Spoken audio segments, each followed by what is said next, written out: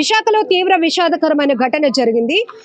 Homework చేయలేదనే నెపంతో ఆ teacher మందలించే క్రమంలో అలానే ఆ పిల్లాడు అప్పటికే 6 ఏళ్ల పిల్లాడు ప్రణయ్ తేజ్ తీవ్రమైనటువంటి భయంతో ఉన్నాడు. టీచర్ నన్ను కొట్టొద్దు అంటూ ప్రాధేయపడినప్పటికీ కూడా ఆ టీచర్ తన చెంప పైన కొట్టడంతో ఒక్కసారిగా ఆ టీచర్ పైనే కుప్పకూలిపోయాడు. అయితే ఇప్పటి వరకు కూడా మనం విశాఖ మార్చరీ దగ్గర ఉన్నాం.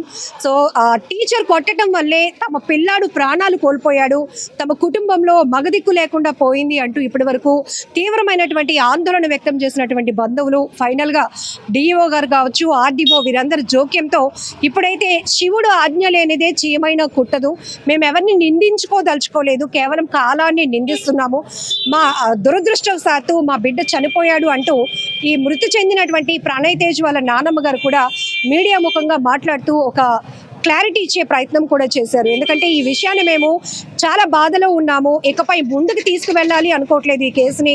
ఎందుకంటే ఇప్పటికే పోలీసులు కావచ్చు, ఆర్డీఓ కావచ్చు, అలానే విద్యాశాఖ అధికారులు, అలానే స్కూల్ మేనేజ్మెంట్తో మాట్లాడిన తర్వాత వీరైతే ఒక కొలిక్కి రావడం జరిగింది.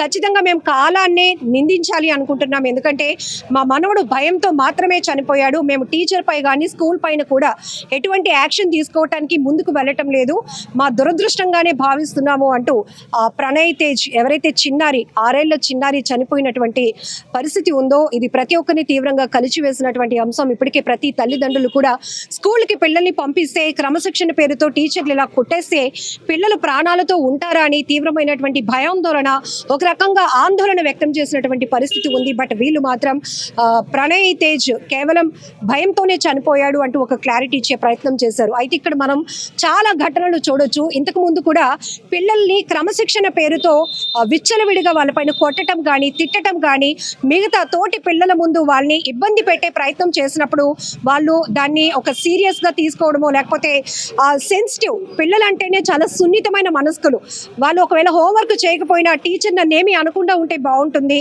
రేపొద్దున నేను హోంవర్క్ చేసేయాలి, మంచి స్టూడెంట్గా ఉండాలి అనే ఆలోచనతో ఉన్న పిల్లలు. బట్ ఈ ప్రణయ్ తేజ్ కూడా 6 సంవత్సరాల చిన్నోడు, వాడికి ఏమీ తెలియదు. కానీ టీచర్ అందరినీ పిలిచి హోంవర్క్స్ చెక్ చేస్తున్న క్రమంలోనే తను చేయలేనట్టున్నాడు. కానీ అప్పటికే తీవ్రంగా ఏడుస్తున్నాడు. టీచర్ పిలుస్తున్నా కూడా నన్ను కొట్టొద్దు అంటున్నాడు. ఈ దృశ్యాలన్నీ కూడా సీసీటీవీలో చూస్తుంటే ప్రతి ఒక్కరి మనసు చలించిపోతోంది. ఈవెన్ స్కూల్స్కి కానీ కాలేజెస్ కానీ పిల్లల్ని పంపించాలంటే భద్రత ఏది అని ఒక రకంగా తల్లిదండ్రులు ప్రశ్నిస్తూనే మరొక వైపు శిక్షణ, క్రమశిక్షణ, ఈ రెండింటికి మధ్య ఒక లైన్ ఎంత ప్రమాదకరంగా మారుతుంది అని చెప్పడానికి ఈ ఘటన కూడా ఒక ఉదాహరణే.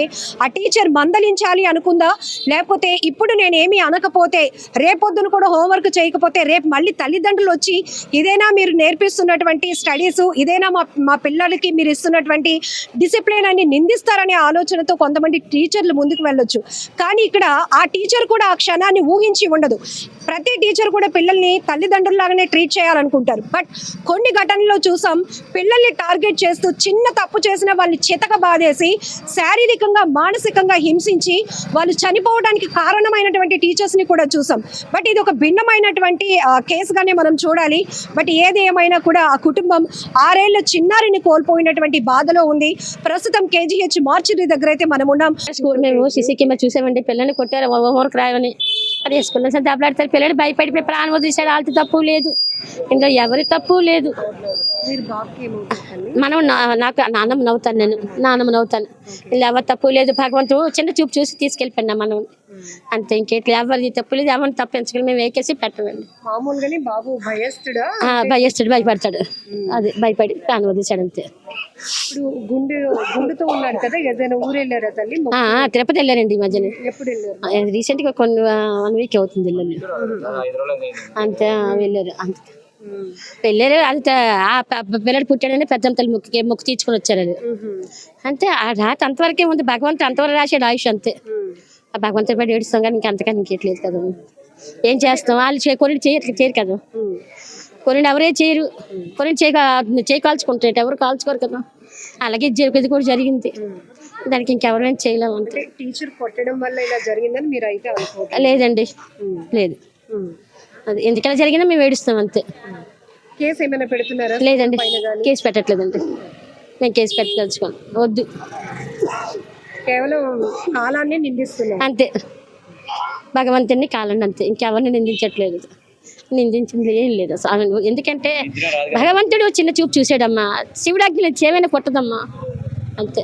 మొత్తం బంధువులు కుటుంబ సభ్యులు అందరూ కూడా పెద్ద ఎత్తున ఇక్కడికి చేరుకొని మాకు న్యాయం చేయండి అన్నారు. ఇప్పుడు మాత్రం అధికారుల జోక్యంతో వారందరూ కూడా మాట్లాడుకున్న తర్వాత కేవలం కాలాన్నే నిందిస్తున్నాం, మేము ఎవరిని తప్పు పట్టడం లేదు, ఏ కేసులు పెట్టలేదు, పెట్టము కూడా అని క్లారిటీ ఇచ్చారు.